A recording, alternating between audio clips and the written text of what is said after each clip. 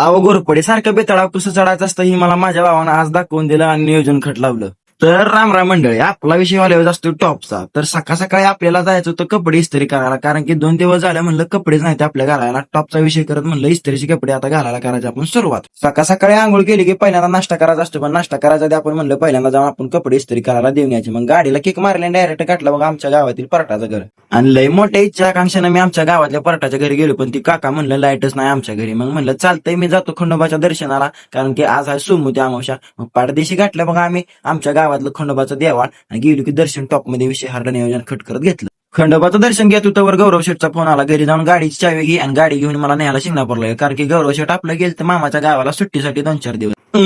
गौरव शेठची गाडी हातात घेतली की म्हणलं आता चिंगेरी बुगी करत जायचं शिंगणापूरला. मग शिंगणापूरच्या झाडीत आपलं गार हवा का डायरेक्ट पुचलो खालच्या चौकात शिंगणापूरच्या. गौरव शेठला गाडी बसवलं आणि परत माघार आपल्या शिंगणापूरच्या झाडीतनं गार हवा खात आपलं मुहीचं घर घातलं.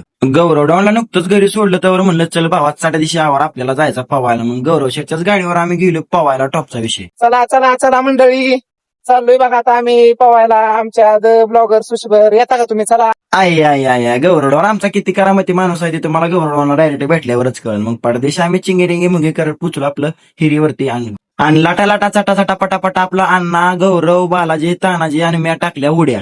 आणि नुसतं उड्या टाकून बघतोय अण्णा आणि बालाजी आपलं किती गडी डेंजर, एवढं स्टंटबाज गडी अख्ख्या गावात भेटायचं नाही की. सोबत त्यांना आमचा तानाजी गुरु आय राडाच करून टाकला भावानी. अण्णाची सुळकी तर विषय हार्ड नियोजन खटच लावून टाकलं तिनं.